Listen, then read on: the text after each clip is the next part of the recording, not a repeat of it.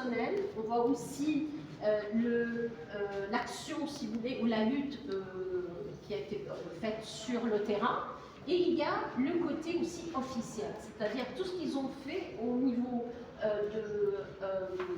si vous voulez, des manifestations, le travail, les campagnes médiatiques, les plaidoyers, et en même temps, qu'est-ce qu'ils ont pu faire au niveau officiel, que ce soit pardon, les visites, que ce soit la création de comités et de commissions, et aussi graduellement la presse va s'intéresser bien sûr à cette question, et on va voir aussi que quand au début c'était une demande personnelle, hein, ces personnes bien sûr voulaient connaître le sort de leur bien-aimé, mais graduellement ça va devenir une structure et graduellement elle va évoluer pour utiliser d'autres, si vous voulez, médiums, instruments de lutte, de plaidoyer, pour achever la loi 105 et la création de la Commission nationale pour les disparus.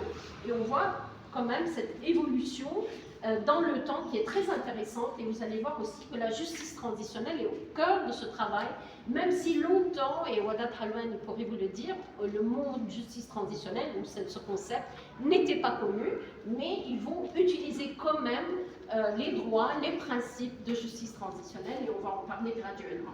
Alors, la première, en fait, comité qui a été créé, c'était vraiment pendant la guerre, soi-disant pour essayer de trouver ces personnes, mais il ne va pas avoir aucun résultat.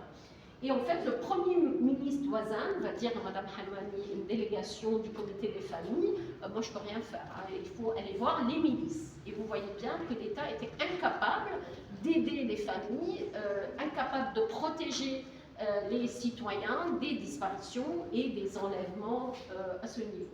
Alors, vous voyez aussi quand même, il y a toute une page où on voit les familles et des mouvements quand même de solidarité, mais ça ne va pas toujours aboutir. Et on voit de plus en plus comment, à travers des rassemblements, d'essayer de s'organiser, d'avoir le soutien de la société civile.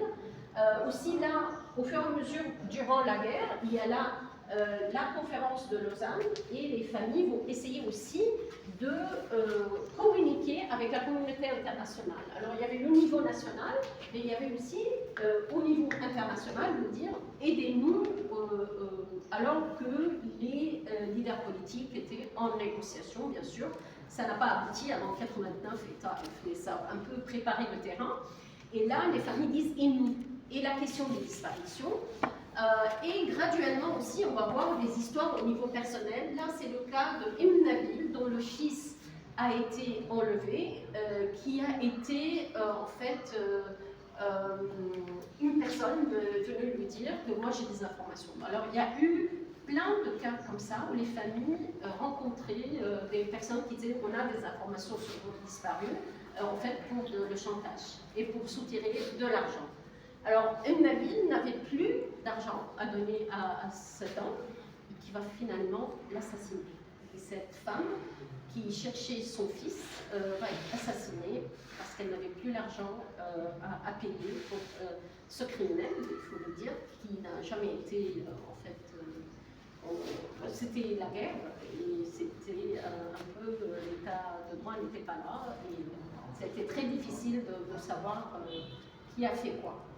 Alors, vous voyez aussi graduellement, là c'est une histoire très aussi emblématique, parce que vous voyez aussi la photo de cette dame, dont le fils de 13 ans, il avait 13 ans quand il a été enlevé, disparu, Ali Ahmadi, qui travaillait à Safir, dans ce bâtiment, dans le journal, le quotidien Safir, et qui va adresser